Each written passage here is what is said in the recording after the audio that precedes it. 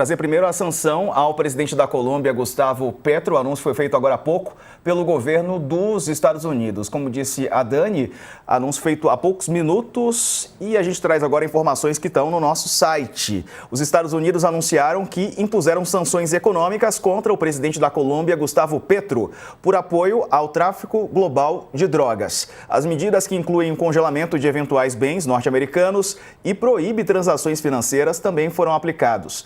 Essas punições foram aplicadas à primeira-dama, a Verônica Garcia, e o filho do Petro, que é o Nicolás Petro, e o ministro do Interior também, Armando Benedetti. Petro disse que a ameaça do senador republicano Bernie Moreno foi cumprida. O líder colombiano afirmou nos Estados Unidos que vai ser o advogado de defesa do Petro. A sanção contra o presidente da Colômbia é por ele ter se envolvido ou tentar se envolver com atividades que representam risco para a proliferação internacional de drogas. Essas são são os argumentos do Departamento do Tesouro dos Estados Unidos, que emitiu um comunicado. O presidente também fez críticas aos norte-americanos. Segundo Petro, a medida foi tomada mesmo depois de a Colômbia realizar o combate efetivo ao narcotráfico há décadas e a colaborar para o fim do uso da cocaína na sociedade norte-americana. O secretário do Tesouro disse que Petro permitiu que os cartéis de drogas prosperassem e não impediu essa atividade. Scott Bessent declarou que a produção de drogas na Colômbia teve o ritmo mais rápido em décadas, depois de Petro assumir o país, provocando a inundação de substâncias nos Estados Unidos. Bom, o Sakamoto, se as drogas entraram, também, houve uma falha dos Estados Unidos que permitiram que entrassem, E há uma demanda dos Estados Unidos, cidadãos norte-americanos, que consomem essa droga, Não dá para olhar só para um lado e esquecer do outro. Antes de mais nada, boa tarde para o Nelson, obrigado aqui pela presença com a gente.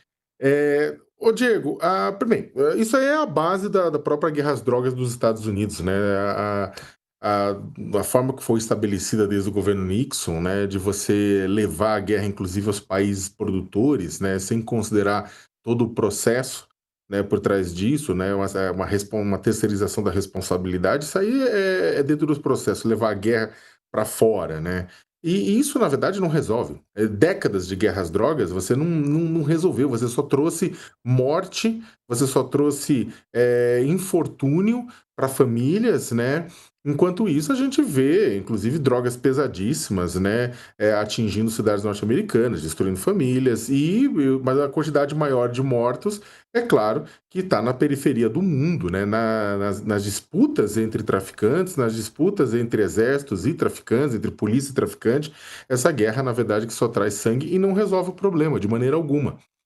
Você está longe de resolver o problema na forma como foi colocada, tanto é que o mundo se debruça para buscar uma alternativa, que não seja exatamente essa que o Donald Trump está investindo, está apostando. É claro que essa alternativa é uma alternativa populista, Vamos à guerra, vamos levar porta-aviões, vamos levar navios, fragatas contra a América Latina, essa malvada da América Latina que quer o nosso mal.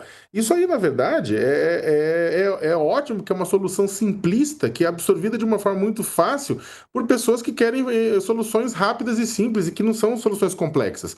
É que nem, muitas vezes, é muito semelhante, isso é uma coisa de americano. Não. O Brasil, não raro, apoia, um monte de brasileiro apoia que você vai e invada uma comunidade pobre na justificativa de que vamos matar traficante.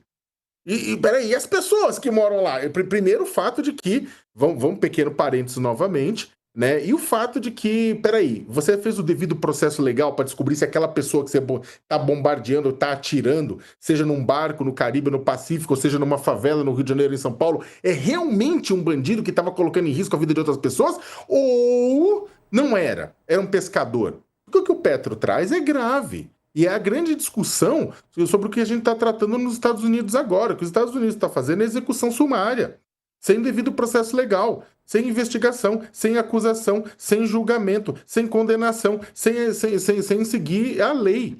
E é isso que é a questão. Então o Petro diz que é uma coisa, os Estados Unidos diz que é outra, então deveria ter preso a pessoa para poder julgar.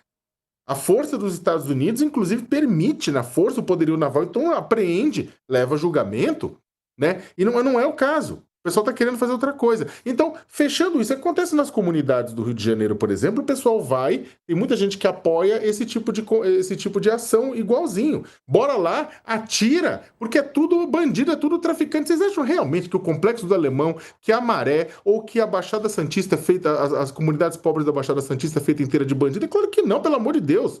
É uma ínfima minoria que acaba sequestrando uma maioria, usando como escudo, usando como muita coisa. É uma coisa que o Hamas na faixa de Gaza. O Hamas é um grupo pequeno, sabe? Que tipo, acaba, inclusive, aterrorizava a população de Gaza. Só que a população está desarmada, não tinha como controlar o Hamas.